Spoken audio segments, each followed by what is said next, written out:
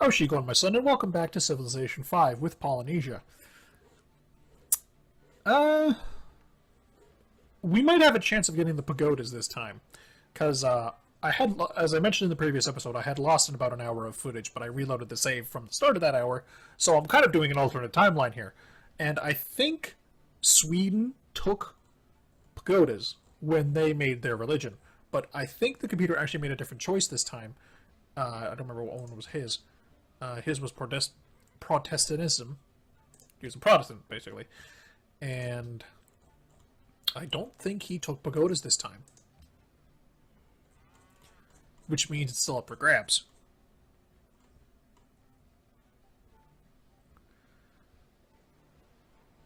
Monasteries, cathedrals, mosques. Pagodas have not been taken. So unless someone across the ocean takes it, which is a possibility, it's up for grabs. Which hopefully means I can get it, and then get 4 extra tourism per city instead of only 2 from the Sacred Sites ability. And then just start putting cities everywhere. On coastlines, because the giant heads, which also make tourism once you get airplanes and hotels and stuff. And then everyone just worships the giant heads. As you should, really. They are an architectural wonder, the Moa heads of Easter Island.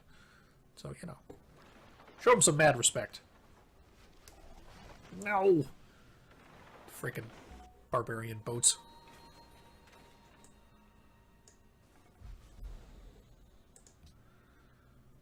Okay. We also changed our strategy a little bit by, I went for like the naval stuff a little more with my research, but this time I decided to go for the, started to get the religion stuff faster in an attempt to get that pagodas. Plus, the religion stuff and the naval stuff leads to the education stuff, which makes your science go really fast, and, you know, it's worth getting anyway. It's kind of accurate of how... Ooh, sweet. Great Barrier Reef. Yeah, I'm definitely settling over here. Great Barrier Reef is one of the better single tiles in the game. I can get down with that.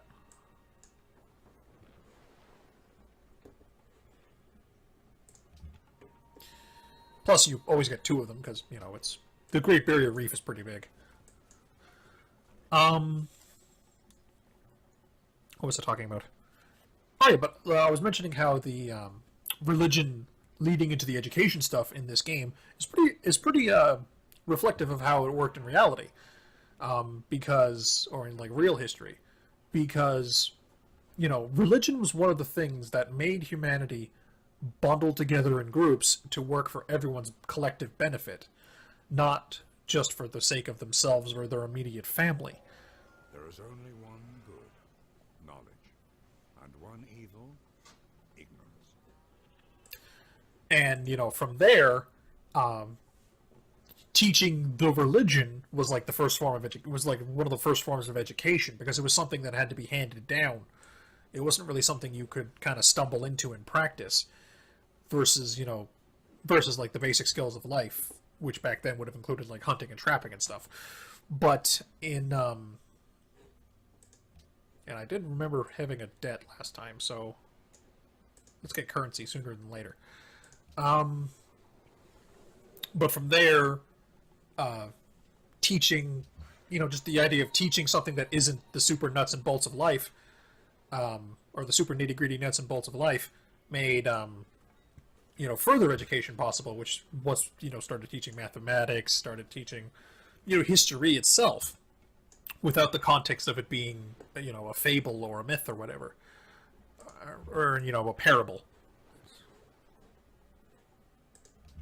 Without, you know, teaching it without it being a fictional story, but it rather being a, you know, a solid fact.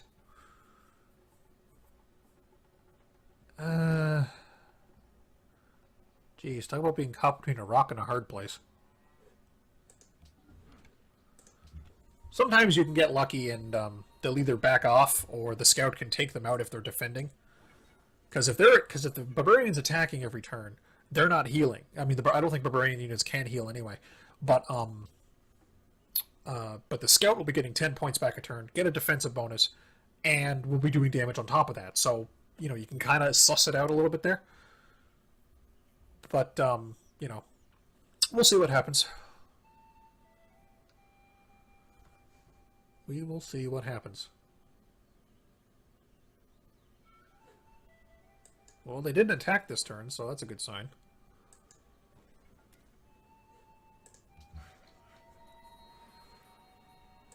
More giant heads.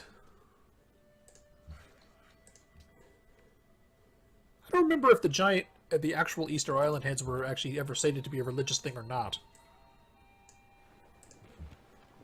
I mean, they are a world wonder, so they probably inspired some kind of, like religious awe. But were they actually a religious structure, or were they just sort of like, we built something awesome, kind of like the pyramids? Although I guess the pyramids are kind of religious in a way because it related to their views of the afterlife. The idea that the pharaohs could take it with them. That's why they had all their cool stuff buried in their tomb with them. And several of their servants, which is probably a horrifying way to go if you think about it.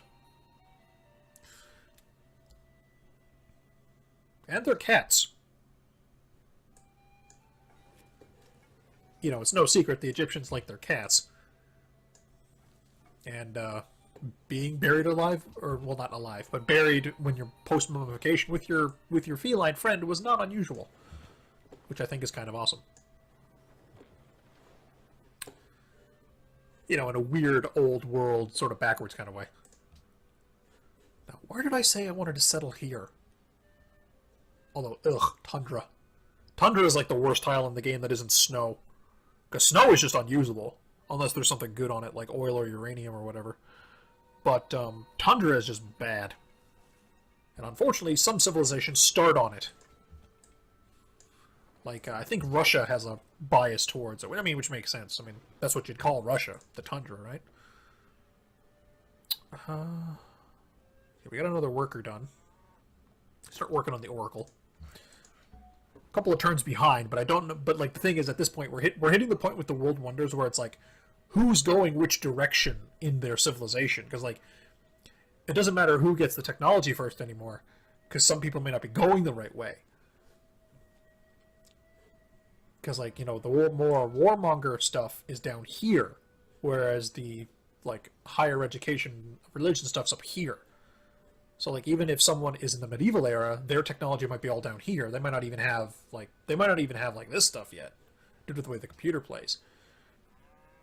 So, at this, it becomes a little freer grab on who gets what on the resources, on the World Wonders. But that's why a lot of the really early World Wonders are really good, because super tight competition for them, because they were all built, they were all built in the BCs, and that's the beginning of the game. So, that's how that works. Although not all of them are really good. I could do without Stonehenge, for example, even on a religious strategy, because Stonehenge is just 5 faith a turn. It's really big in the beginning, but it doesn't scale very well, because it doesn't scale at all. Right? It doesn't, I mean, sure, you make a lot of faith by the end of the game, but how much of that is actually impacting you, like, when you're playing it?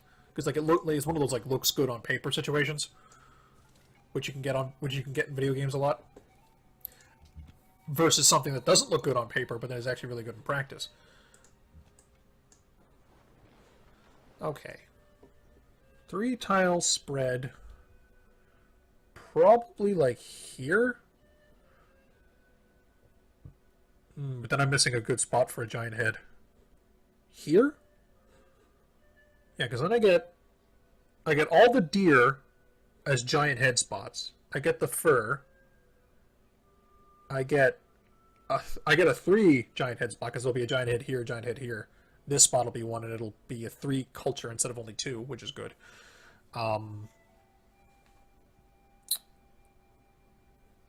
Yeah. And then we end up getting 3 sets of fish. We missed this one, but that's okay. We get the copper, although I think I'm just going to build a giant head on this copper, because I already have a bunch, and it'll still benefit from the Earth Mother Pantheon. Yeah. Yeah, that sounds like an idea. So we go like this. We go like this. Oh, he's out of moves. But, that's where he'll go when it's his turn again. And then you guys wiggle your way down there and start working the land. Awesome. Everything's coming together.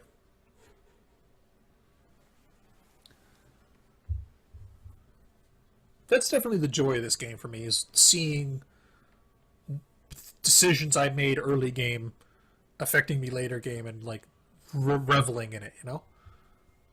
Like seeing your civilization, like seeing the civilization that stands the test of time. That is kind of the big joy of this game for me.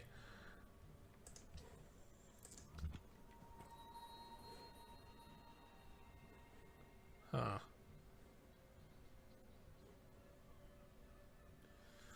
Now, I'm actually thinking I might wait on actually settling the city because it increases the culture cost of your policies because it's harder to set up a new social policy in a bigger empire. I mean, that kind of makes sense.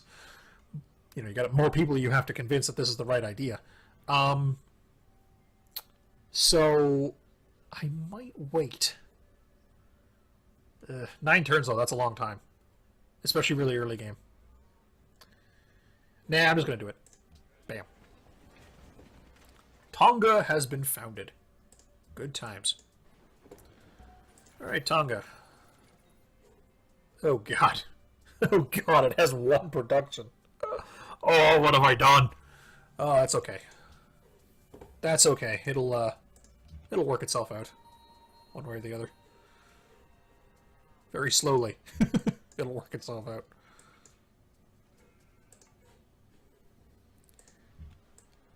A settlement with very low production isn't completely unusable, but it is pretty bad.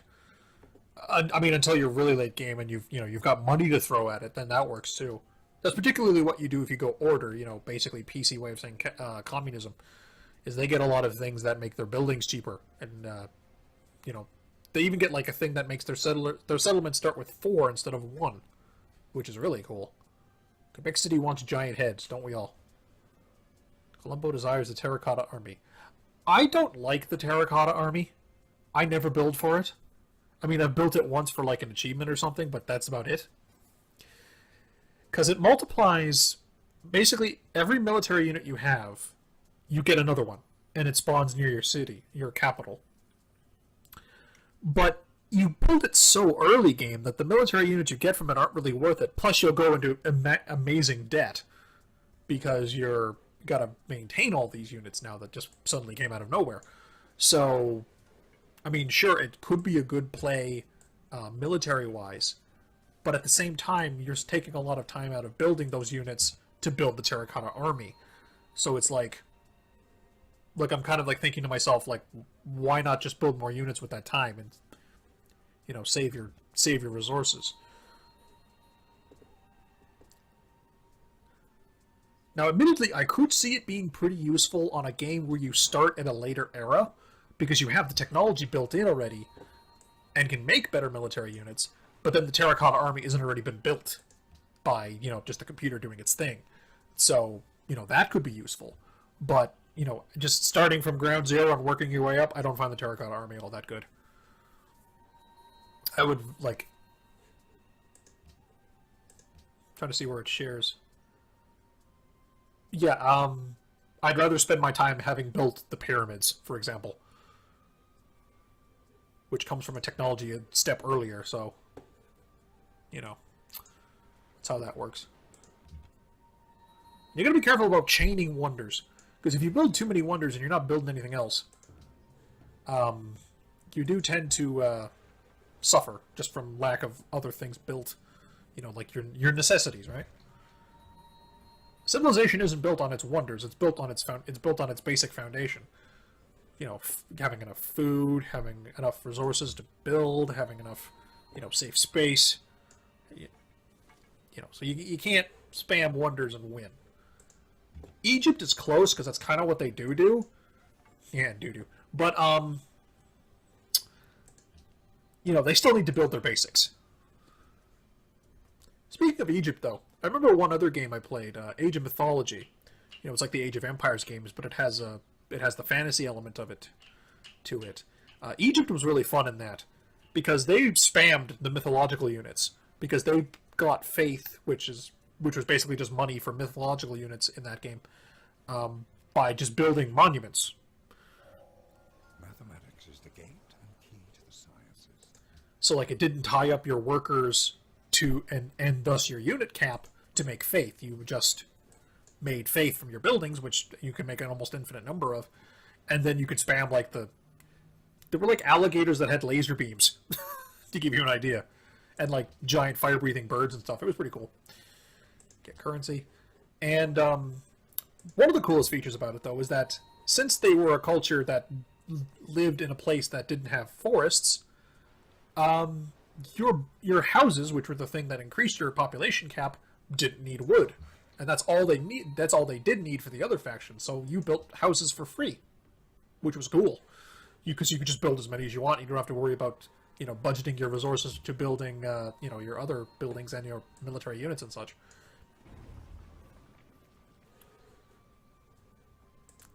I think that game got a redo. I think that game got a redo the way what do you call it? Age of Empires 2 did.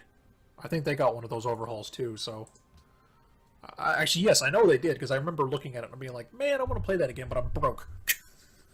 Story of my life. So it's definitely something that's on my list. I think it's actually on my Steam wish list, but something on my list in a figurative sense. No, don't shoot the workers, you jerks. Oh well. Oh well, they're fine. I don't even know if damaged workers are less effective or anything in this. I'm gonna start staying in the ocean so these guys can't attack me because their technology is feeble. And by that I mean they haven't stolen the technology that lets them do it, because that's obviously how the barbarians get it, because they scale up based on the technology, the collective technology of the game.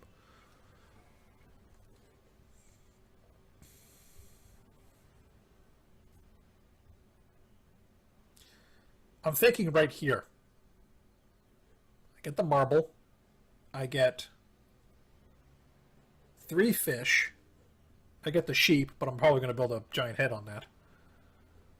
But I mean, that's a good spot to build a giant head because of the sheep.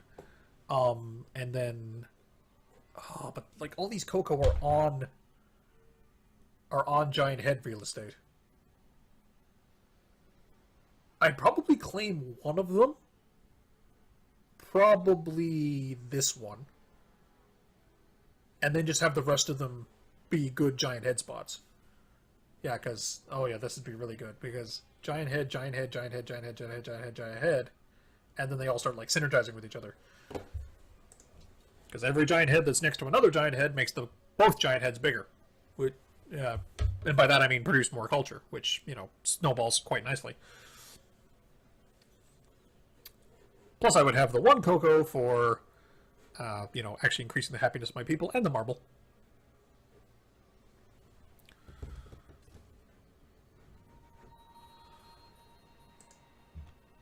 Tonga can fire upon the enemy. Oh, hey, horses.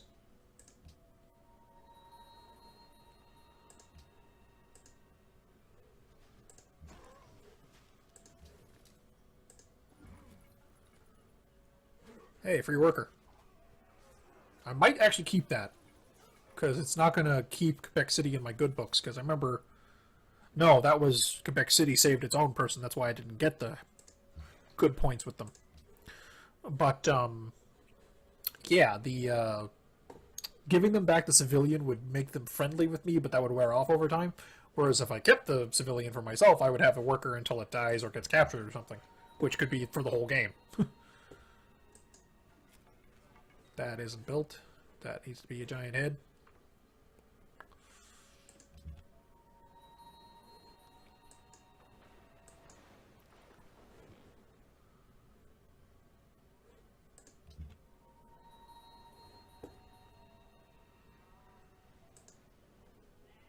Scouts can take on the barbarian archers because the barbarian archers' defense is piss. I mean, the archers get to shoot at you, but I mean, if you're in melee range, you're usually going to win that fight. Especially because of the whole, versus barbarian bonus that all civilized units that all civilized units get. Oh, hello.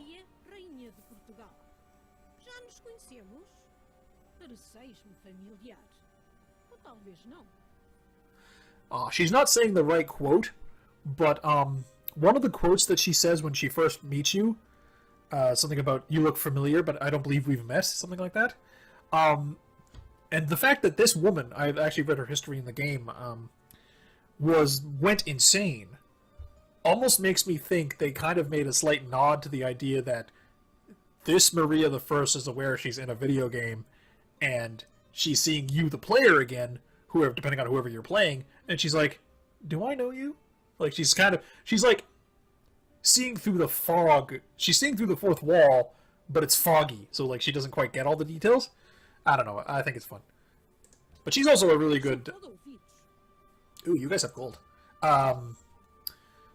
She's one of the very friendly factions, because I remember. Actually, no, that was in the last episode. But what I mentioned is that one of her passive abilities is really complicated, but in a nutshell, it makes her develop more from trade routes. So she wants to be in everyone's good book so that she can trade with them. Admittedly, she's a little easier to piss off than Al Mansour is, but I've found I have not figured out how to do that myself other than directly attacking her, which obviously pisses off most people anyway. I know I'd be annoyed. Someone attacked me. Now, I wouldn't hold a grudge, though, personally. You know, it's business. Although, then again, I've had people attack me, and I've had computers attack me in this, and then I went on a complete genocidal rampage to get them off the map. So, I don't know, maybe I would be one of the AIs that's, like, you know, really touchy about being attacked. Because, you know, some of them, like, they'll all go to peace with you eventually, but some of them hold a really bad grudge.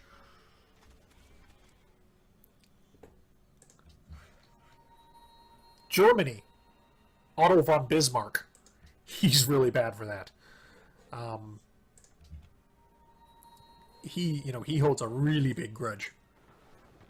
And yet he tends to pick a lot of fights, so that doesn't really help.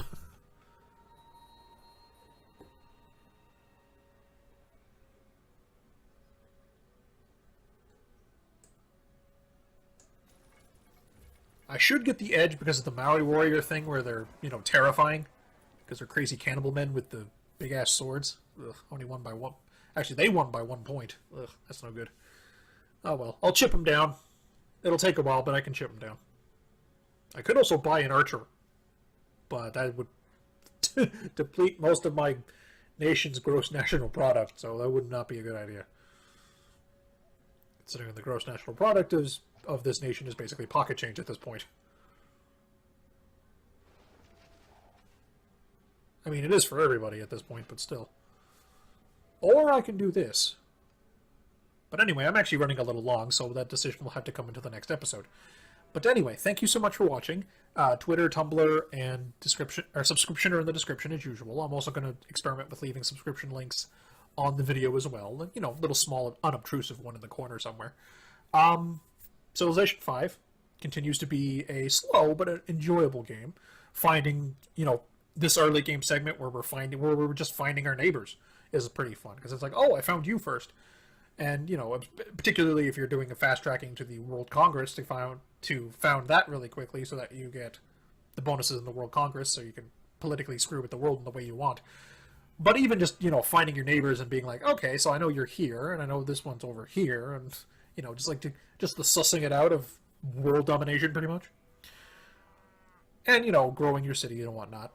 I'm particularly glad I got to settling a third city a little faster than I did previously in the Lost timeline, because, you know, it'll compound interest nicely as time goes on, as long as I don't dip into unhappiness and actually start losing long run benefit because of, you know, everything starts slowing down when your empire's unhappy. But that shouldn't be a problem. But anyway, thank you all so much for watching, and ciao for now.